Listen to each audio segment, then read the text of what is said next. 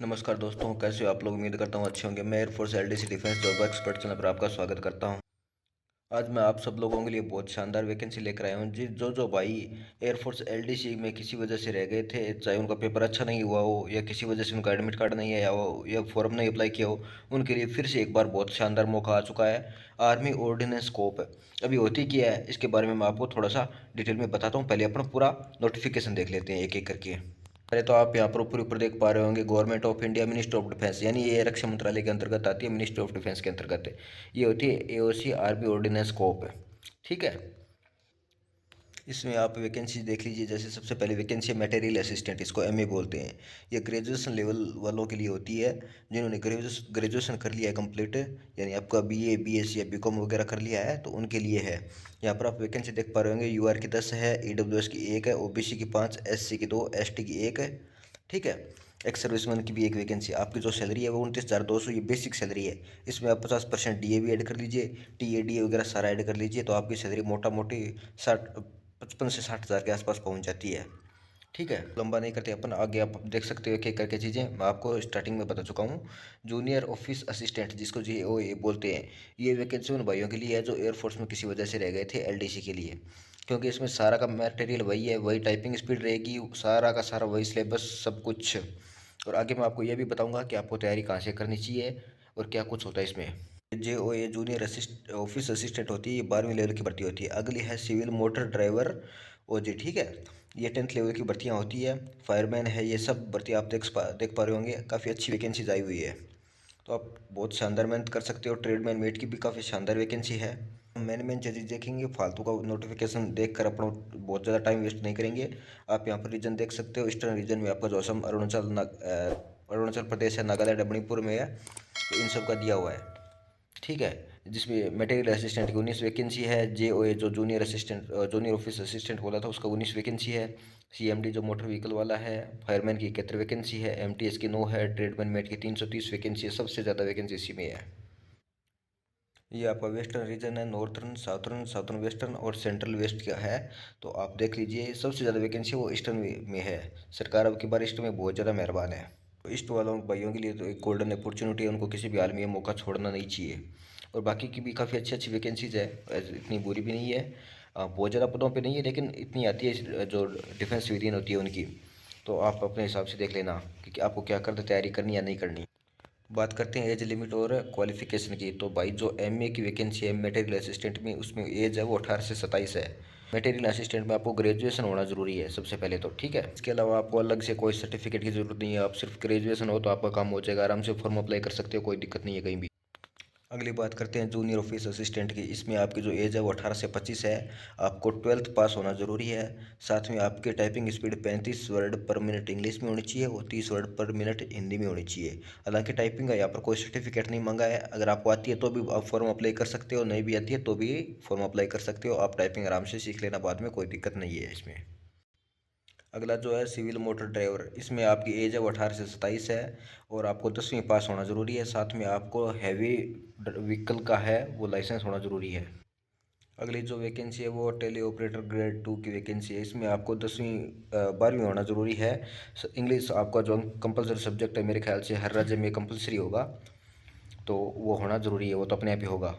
साथ में आपको एक हैंडलिंग पीबीएक्स इन बोर्ड, ये सब होना भी एक सर्टिफिकेट है, ये भी होना ज़रूरी है। और डिजायरेबल में है कि आपको इंग्लिश काफ़ी अच्छी तरीके से बोलनी आनी चाहिए। हालांकि इसमें कोई बुला के नहीं देखेंगे, हो सकता है बाद में बुलाएं आपसे जो ट्रेड टेस्ट होगा उसमें, लेकिन पहले कोई दिक्कत नहीं है। अगली सबसे शानदार वैकेंसी है फायरमैन की। इसमें जो आपकी एज है वो 18 से 25 होनी चाहिए और आपको सिर्फ इसमें 10वीं पास होना ज़रूरी है। अगर आप 10वीं पास नहीं है, इसके इक्वल आपने कोई डिग्री कर रखी है तो आपका काम भी हो जाएगा, कोई दिक्कत नहीं है, आप वो भी लगा सकते हो। सबसे शानदार वैकेंसी यही है। अगली है वो कारपेंटर और जॉइंटर की है। तो इसमें आपको 10वीं के साथ साथ आईटीआई भी होनी ज़रूरी है, जो रिलेटेड ट्रेड है इसमें। और पेंटर और डेकोरेटर में इसमें 10वीं के साथ साथ आईटीआई होनी ज़रूरी है। डिफेंस सिविलियन में आईटीआई की बहुत ज़्यादा डिमांड रहती है, तो आप आईटीआई करना चाहते हो तो ये आपके लिए एक अच्छा ऑप्शन हो सकता है। अगली है एमटीएस की वैकेंसी। तो एमटीएस में भाई आपको सिर्फ 10वीं पास होना है, कोई ज़रूरत नहीं है किसी की भी। ट्रेडमैन में भी सेम ही है, 10वीं पास, और कुछ ज़रूरत नहीं है किसी भी चीज़ की। ये आपकी कैटेगरी वाइज छूट दी गई है। SC ST को 5 साल छूट मिलेगी, OBC को 3 साल, PWD जो UR के उनको 10 साल, और जो OBC की हैं PWD कैंडिडेट जो भाई अपने दिव्यांग हैं उनको 13 साल, और PWD SC ST में उनको 15 साल की छूट मिलेगी, और एक्स सर्विसमैन को है वो उनके जो रिटायरमेंट के उसके 3 साल की उस हिसाब से छूट मिलेगी। इम्पोर्टेंट इंस्ट्रक्शन में बस यही है कि आपको ऑनलाइन फॉर्म अप्लाई करना है, ऑफलाइन फॉर्म नहीं जाएगा। OTP आपके मोबाइल पे और ईमेल पे आएंगे। साथ में ये भी लिखा है कि ये जो फॉर्म जो स्टार्ट हुए थे मेरे ख्याल से 4 तारीख को स्टार्ट हुए थे, 4 दिसंबर को, तो इससे 21 दिन तक आपके फॉर्म चलेंगे। उसके बाद आपके फॉर्म एक्सेप्ट नहीं किए जाएंगे। तो आप मेरा यही कहना है कि आप 21 दिन लास्ट डेट का वेट करो ही मत, पहले ही भर दो, क्योंकि इसमें जो सेंटर है वो पहले आओ पहले पाओ वाला सिस्टम है। तो आप जितना जल्दी फॉर्म अप्लाई करोगे आपको अपने नज़दीकी सेंटर मिल जाएंगे, जितना लेट करोगे तो सेंटर दूर दूर टेकेंगे, तो फिर आपकी दिक्कत हो जाएगी। साथ में ये भी लिखा है कि आपको सारी की सारी जानकारी है वो एकदम सही सही भरनी है, कुछ भी गलत भरा है और कोई डॉक्यूमेंट में कुछ आपने अप्लाई किया है तो जो डॉक्यूमेंट वेरिफिकेशन होगा उस टाइम आपको कैंसिल कर दिया जाएगा, यानी पूरी तरह से बाहर कर दिया जाएगा, और हो सकता है आप पर कुछ कानूनी कार्रवाई भी करिए। हालांकि कानूनी कार्रवाई नहीं करते इतने जल्दी, लेकिन आपको नौकरी से बाहर कर देंगे इतनी मेहनत करने के बाद। तो मेरा यही मानना है कि आप सारी जानकारी वो सही सही भरें, कुछ भी मिस्टेक ना करें। साथ में आप मित्र वाले के पास बैठें तो उसको ध्यान से दिखें, जो साइबर कैफ़े वाला है वो आपको दिखाएगा, उसका प्रीव्यू चेक करिए अच्छे से। कुछ भी मिस्टेक हो गई तो उसका कुछ नहीं जाना है, एडमिट कार्ड आपका रुक जाएगा, नौकरी आप नहीं देख पाओगे। ID प्रूफ के तौर पे आपके से पैन कार्ड, वोटर ID ये सब मांगा गया है। तो इसकी जो साइज़ है आप अपलोड करोगे तो 30 से 50 KB के बीच होनी चाहिए, वो साइबर कैफ़े वाला अपने आप ही कर देगा। अगर आप फ़ोन से अप्लाई कर रहे हो तो आपको खुद ही करना पड़ेगा। अगला फेस रिकॉग्नाइजेशन, यानी कि जो लाइव फोटो होगी तो वो 20 KB से नीचे ही रहनी चाहिए, या 20 KB की उससे ऊपर नहीं होनी चाहिए, तो वो अपने आप हो जाएगी, क्योंकि आप लाइव फोटो कैप्चर करोगे, कैमरा आपके फ़ोन का होगा। तो 10वीं का और कास्ट सर्टिफिकेट है वो आपका 30 से 50 KB के बीच में रहना चाहिए, इससे ज़्यादा नहीं होगा। आगे इसमें ये बताया गया है कि आपका किस में क्या क्या होगा। तो मटेरियल असिस्टेंट में आपका सिर्फ रिटर्न एग्जाम होगा। जो आपको जूनियर ऑफिस असिस्टेंट है उसमें आपकी टाइपिंग भी देखी जाएगी, जबकि मटेरियल असिस्टेंट में सिर्फ रिटर्न है। और जो CMD है उसमें आपको गाड़ी चला के दिखाया जाएगा, गाड़ी ऊपर चढ़ाओ बैक लगाओ ये सब देखा जाएगा। टेली ऑपरेटर में सिर्फ रिटर्न है, और फायरमैन में है वो आपका रिटर्न एग्जाम तो है ही, साथ में आपकी फिजिकल भी है। जो आपकी हाइट है बिना जूतों के वो 165 सेंटीमीटर होनी चाहिए, ठीक है। चेस्ट है वो आपकी 81.5 सेंटीमीटर होनी चाहिए बिना फुलाए हुए, और फुलाने के बाद 85 होनी चाहिए, कम से कम 5 सेंटीमीटर तो फूलनी चाहिए। जो आपका वजन है वो कम से कम 50 किलो होना चाहिए, उससे कम नहीं चलेगा। दौड़ है वो आपको 1600 मीटर की है ही, ठीक है। लड़कों के लिए दौड़ में 6 मिनट मिलेंगे, लड़कियों के लिए आठ लगभग 8.5 मिनट मिल जाएगा, ठीक है। और एक्स सर्विस मैन है वो 40 साल से नीचे है, उनको 7 मिनट 11 सेकंड मिलेंगे। तो ये आपको लिखा हुआ है ना। और आपको एक बंदे को भी उठा के ले जाना, या फिर आपको कोई वजन दे देंगे उसको भी उठा के ले जाना। ये मैं अलग से सारी सारी चीज़ें अलग से वीडियो बना दूंगा, आप उसकी फिक्र मत करिए, अभी अपन नोटिफिकेशन को पढ़ लेते हैं। सबसे मेन चीज़ ये है आपका सिलेबस क्या क्या है इसमें। तो सिलेबस वही है, मैथ रीजनिंग GK इंग्लिश वाला।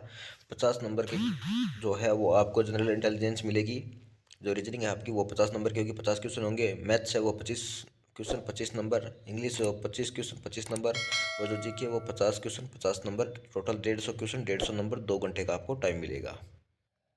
ये तो था 10वीं लेवल वालों के लिए। और जो 12वीं लेवल है उसमें थोड़ा सा हल्का सा चेंज है। इसमें GK है जो 12वीं लेवल का उसमें 25 नंबर की आएगी, और इंग्लिश 50 की आएगी, और क्वेश्चन टोटल 150 ही आएंगे। 150 नंबर का पेपर होगा और 2 घंटे का आपको टाइम मिलेगा। ये आप ग्रेजुएशन लेवल वालों का देख सकते हो, ये ग्रेजुएशन वालों का है, सेम ही चीज़ है। पेपर है वो आपको हिंदी और इंग्लिश दोनों लैंग्वेज में आएगा। OMR बेस्ड भी हो सकता है, ऑनलाइन भी करवा सकते हैं, ये आप वो ही जाने क्या करवाएंगे। अभी इसमें जो लिखा वो बता रहा हूँ। जो नेगेटिव मार्किंग है वो आपकी 1/4 रहेगी, यानी 0.025, ठीक।